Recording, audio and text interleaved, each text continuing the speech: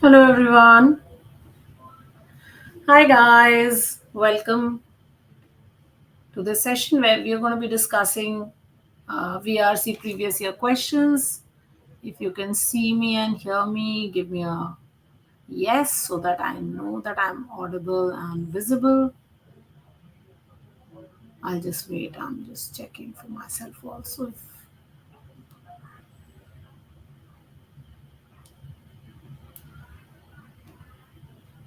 All right, I think I'm audible and visible also. Hi, everybody. Welcome, guys, to this session where again we are going to be discussing some more previous year questions from different papers for VRC. Of course, these sessions have been ongoing where we are discussing the patterns of the exams that you'll be writing, and then subsequently we'll start covering different topics and we'll do questions based on those topics. So I hope you're following me and I hope you're joining these sessions and that you're live with me.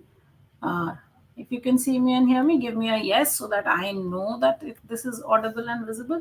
Also, let me pick up a good thing. Remember to hit the like button, please, all of you, and share this session with all your friends and family so that more and more people can take advantage of this wonderful session that we're doing. Right. Also, remember to subscribe because if you haven't subscribed, then you will not be able to comment in the chat box, and of course we want you to comment because of I want this session to be a very interactive session where all of us get together and discuss all of these lovely questions that we bring together for you. We are putting in a lot of effort so that you get the right kind of learning, you get the right kind of questions, you get the right kind of practice. And that's why it's very important that all of us together make this concerted effort for your preparation. I had last week asked you all to read something, an article from Aeon Essays. I hope all of you have read something or the other from this beautiful source. For this week, again, our target will be to read one article from The Economist. And let us try reading one article from The Economist, any one article, and I'm sure that is going to be very, very helpful to you. See, remember, CAT VRC is all about reading and about reading comprehension. So if you're good at reading, you will be able to crack this exam beautifully. And we still have a year and a month, so you can do a lot of reading in this intervening time period. So please make sure that you're reading regularly, in fact reading every single day. uh, as far as what to read, there can be so many things that you can read. You can read articles from different sources. Like I've already told you earlier, also, you can read newspapers, you can read magazines, good ones. Okay, you can also read, research papers and such like things also, because a lot of articles in your CAT paper come from research papers and dissertations. So you can look up those and start reading from these sources. Aeon, Economist, Project Syndicate, um, New York Times, Wall Street Journal, Guardian, aldaily.com. These are a few places, psych.com, Scientific American, science.com, geography.com. These are all very popular sources of articles for all of us. So if you do get, if you are able to see these and stay connected with these, it'll be wonderful. All right, let's get started. I think I've very quickly let us get started and we'll take up a few questions as planned. All right, so the first set, of course, is a reading comprehension. It says the passage given below is followed by a set of four questions. Choose the most appropriate answer to each question. So here is your passage. It is divided into three parts. It was actually just one part, but I did divide it into three parts. So let's read each paragraph. I'll give you a minute and then we will go and discuss the questions that are related to this. Okay. So I'm going to move myself out of the screen and you can read. And after a minute, I will move back in.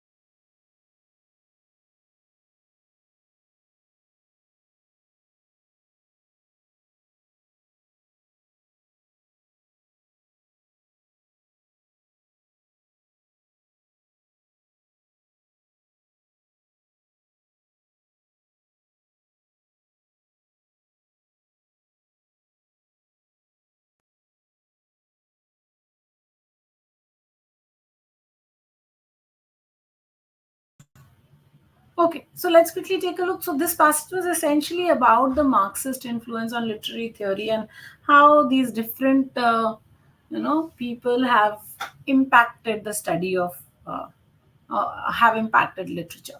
Let's take a look at our questions. Our first question here: which one of the following statements about the spirit of Marxism is best supported by the information in the passage? So, option A says social and political meanings of literature are central to the Marxist theory of class divisions. Authors challenging economic inequalities in capitalist societies are keeping with Marxism, so are doing the same thing. The working class is encouraged to focus on class differences and accept challenges. Literary theories stemming from Marxism comprehend the economics of literature and culture in new ways, and the Marxist scrutiny of society and history has had a deep outcome on literary theory. All right, so let's take a look. Let me see if I'm getting some answers from you guys. Come on, guys. Somebody give me an answer.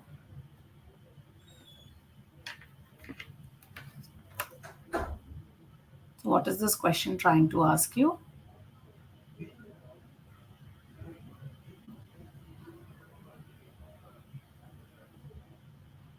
Very quickly.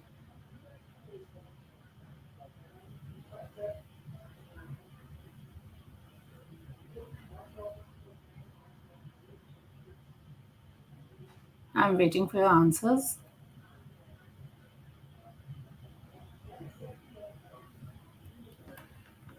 Let's take a look at this question and its options. The question says, okay, I've got one answer from someone, it says D.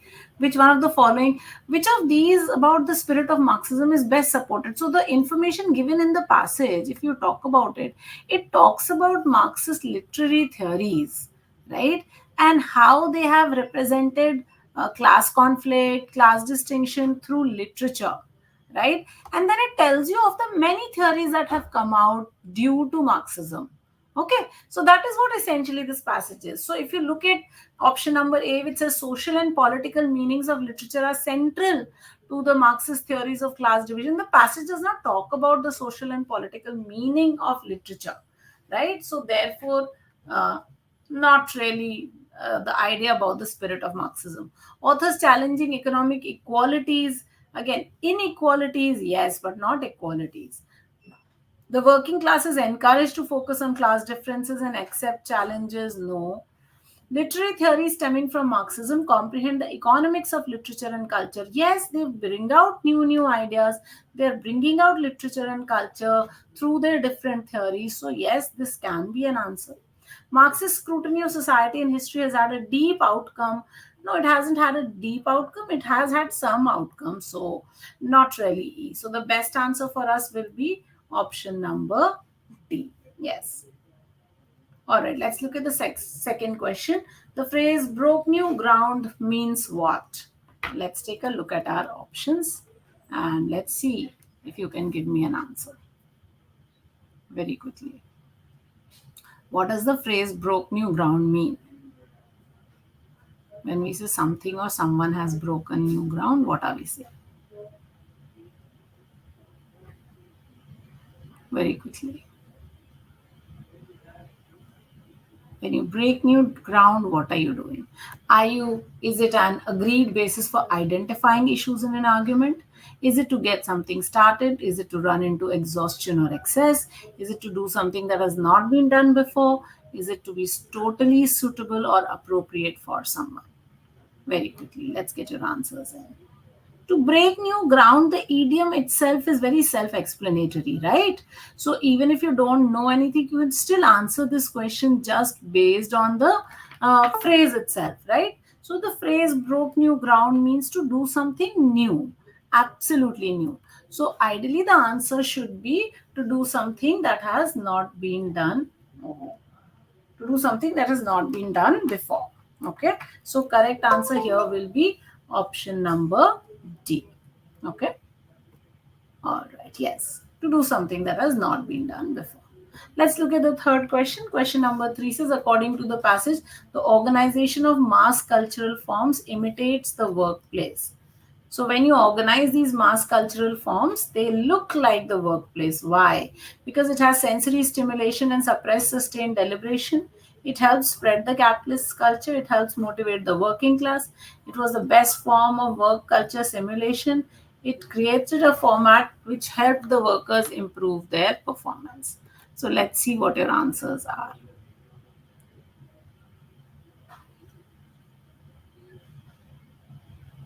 I'm waiting for your answers very quickly. I have got one more D from Samrat.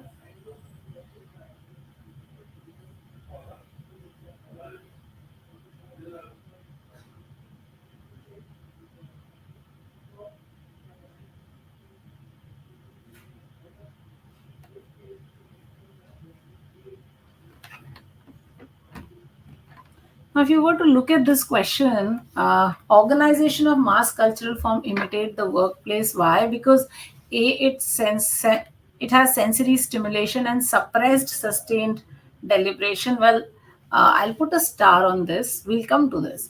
It helps spread the capitalist culture, was not mentioned. This is false. It helps motivate the working class. This is false. It was the best form of work culture simulation, was false. And also E was false. So there is only one option which gives you this right answer, that the organization of mass cultural forms imitate the workplace. Why? Because it has sensory stimulation and suppressed sustained deliberation, and that's the correct answer. All right.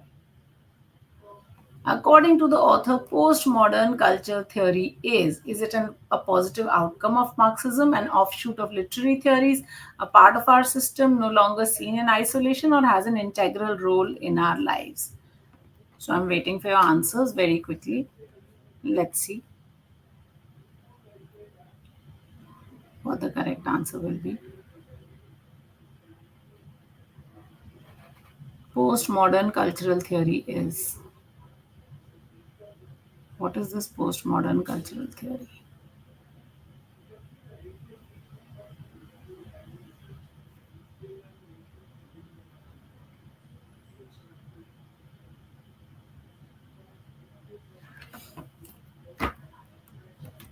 So the passage has spoken about the postmodern cultural theory here, and you will be able to find this. Yes. See? Jameson's work on consumer culture, architecture, film literature typifies the collapse of disciplinary boundaries taking place in the realm of Marxist and postmodern cultural theory. His work investigates the structural features of late capitalism, articulated the transformation of all culture into commodity form, are now deeply embedded in all our ways of communicating. So, this is where we talk about the postmodern culture. So, let's take a look. So it is a positive outcome. We don't know if it is positive or negative. So no, it's an offshoot of no. It's not an offshoot of literary theories. It's a part of our system. Yes, it's no longer seen in isolation. We don't know if we've isolated it. Has an integral role. Too broad for us. So no. So the best answers here is going to be C. Okay. All right, let's look at the next question. Okay, so here it is. I've got four sentences and we have to identify the correct arrangement. Again, I'm going to give you 1 minute to read these sentences and then we will discuss them. Okay, so I'm going to mute myself and step out of the class.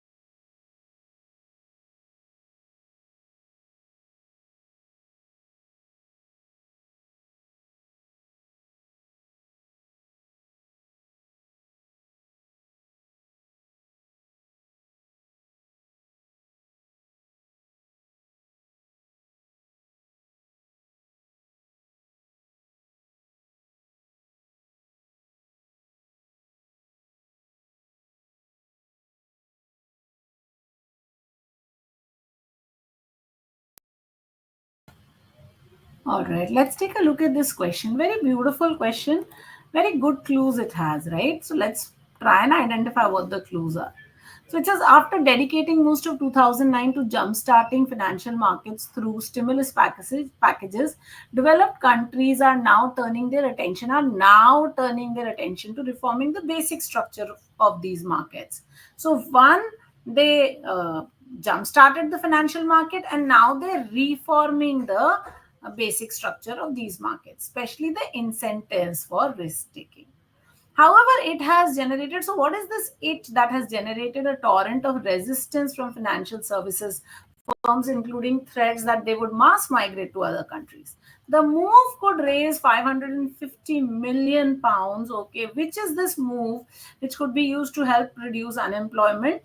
In a major step towards regulating systemic risk, the United Kingdom last week announced a one-off 50% super tax on bankers' discretionary bonuses. So, if a banker is getting a discretionary bonus, there will be a 50% tax on it. Now, here is the thing that we are looking at.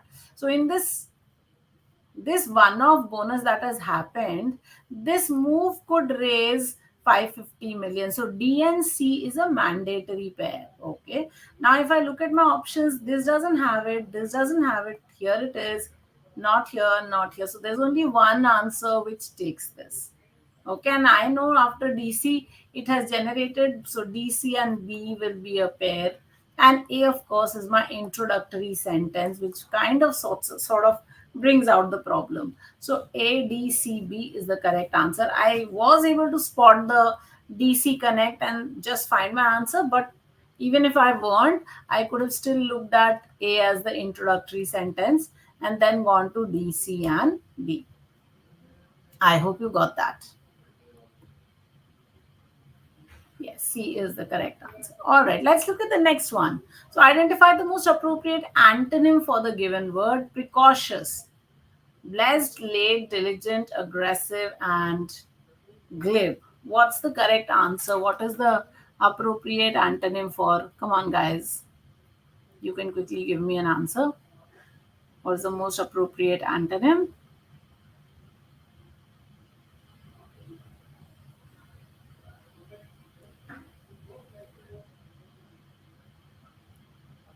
You have to know the meaning of the word precautious, and then only you can identify what the correct antonym is, right?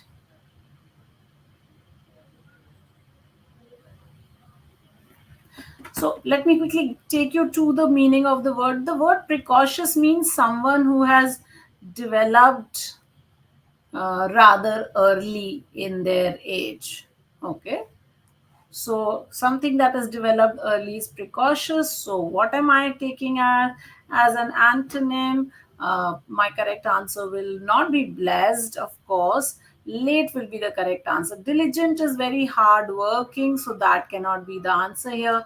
Aggressive is someone who's always who's ready to fight, so that will not be a correct answer. So I'll just eliminate that. And then glib is someone who's a very smooth talker, someone who's very convincing, right? So that, of course, cannot be the right answer. So the best answer for us will be late, and that's your answer. Oh, okay. All right, let's look at the next one. There's a synonym that you are expected to find out. Come on, guys. Very quickly. What is the correct synonym for this given word?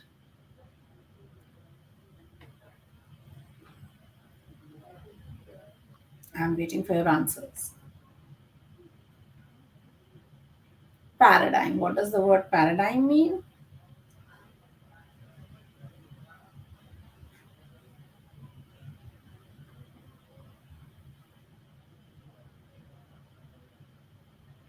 Is it solution, study, exemplar, conjecture, or surmise?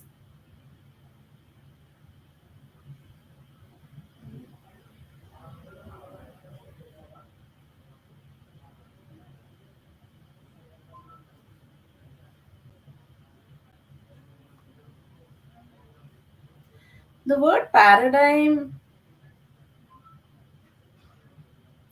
means an example or a plan for something. Okay, it's mostly an example that you're thinking of, and therefore the correct synonym will not be solution, will not be study, it will be exemplar. Conjecture, of course, is a guess, and surmise also is a guess, so those would not have worked at all. So the correct answer here is going to be exemplar, which is your synonym. Okay. All right, let's go to the next question. Yeah. So paradigm is an example or a pattern. Okay, here are four sentences. You have to identify the sentence which has the incorrect sentences. So you look at all the sentences, find the ones that have errors, and then from the options, pick the right option. Okay, I'm going to give you a minute. Okay, Harshit. Thank you. I got that.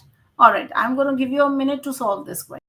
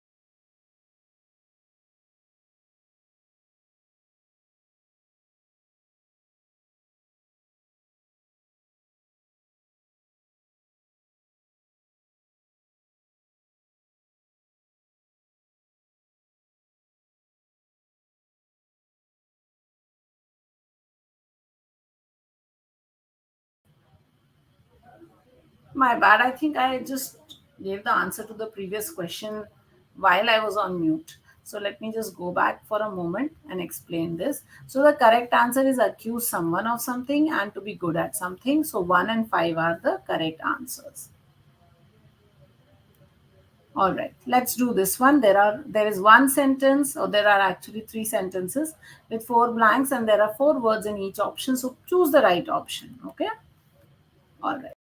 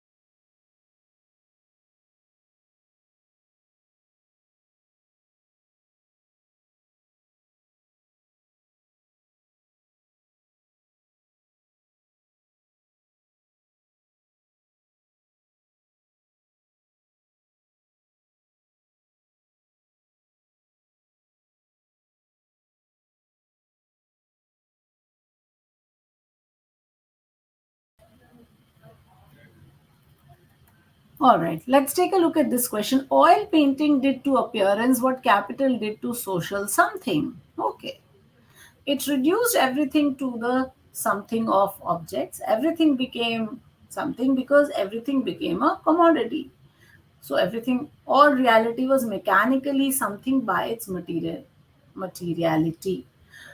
All right. So oil painting did to appearance what capital did to social setup, social reality, social relations, social construction, and social justice. So I can eliminate social construction because what is social construction?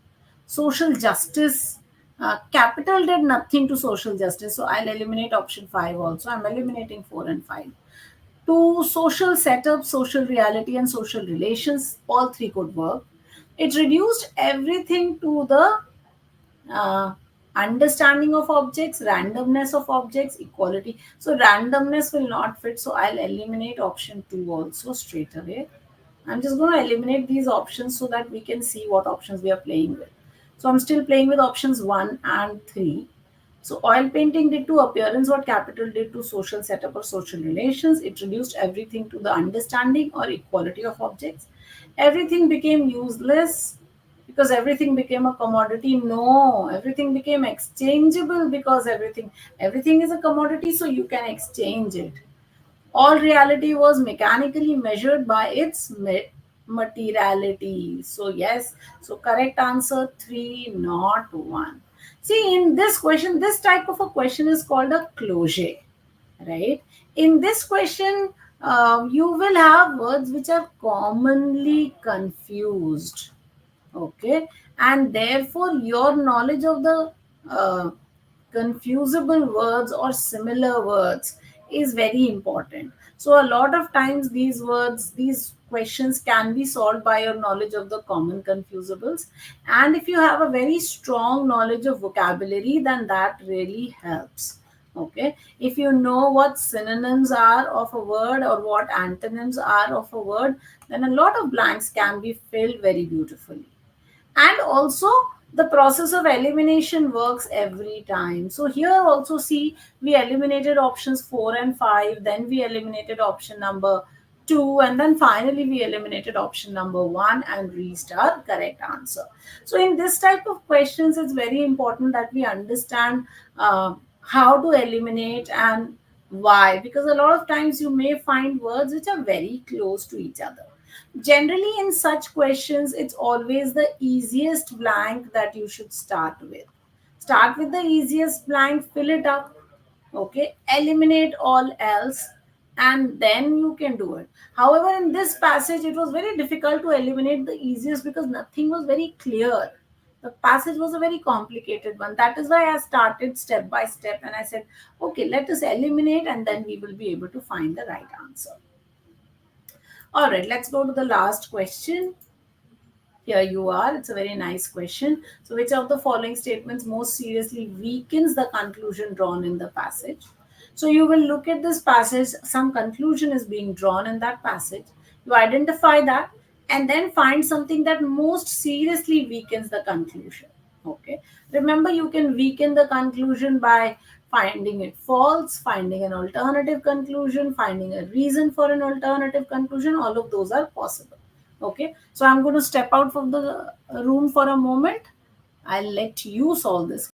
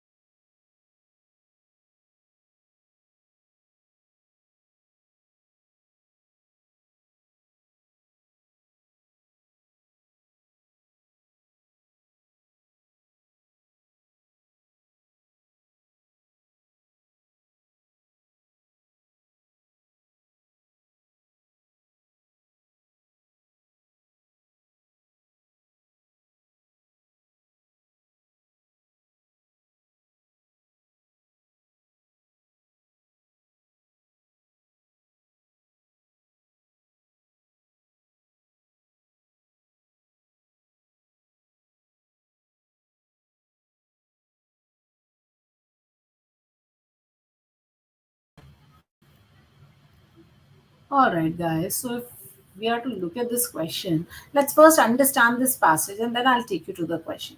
So it says when facing various challenges, people in today's digital world rely heavily on private online information seeking behavior.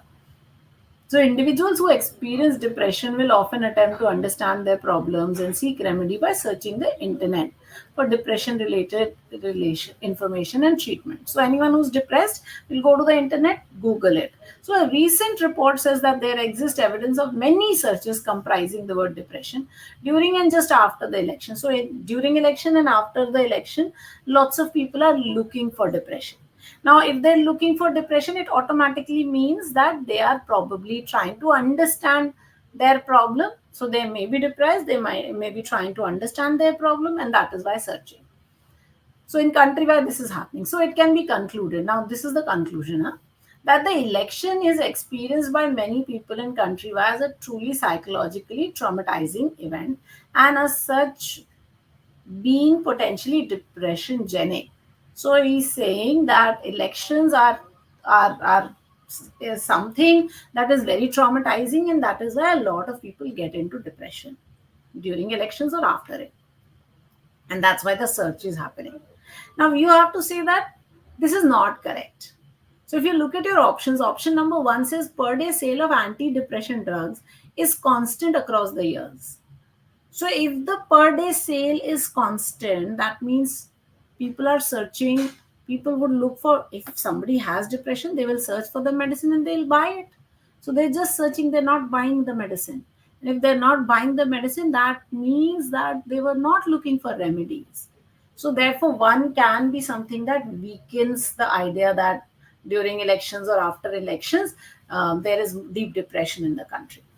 A survey in Countrywide shows that an election can cause significant increase. Now, this is something that strengthens the author's idea. He has said that the depression increases. So, this is strengthening, so cannot be an answer. Look at three. Election is a festival in some countries. People happily choose their leaders by casting vote. So, then again, it will, it may lead to depression, it may not lead to depression. Some people will be happy, some people will also be corollary that they will be unhappy. So also strengthens in a way. Look at the next one. Many people do not use the internet. So if people don't use the internet, then their data is not there and you're looking at internet data. So it doesn't do anything. So this is actually not doing anything for weakening the conclusion. Depression related advertisements are on the rise. They're increasing after the, but it's just the advertisement. No, it's not the drug buying or the doctor consultation. So this is irrelevant for our question or out of scope for us. So the only one that actually weakens our problem or the conclusion is option number one. And that's why that should be the correct answer. Okay. I hope you got that, guys. Yeah. All right, let's go to the next question. Oh, I think we are done with all the questions today. So that brings us to the end of today's session, guys.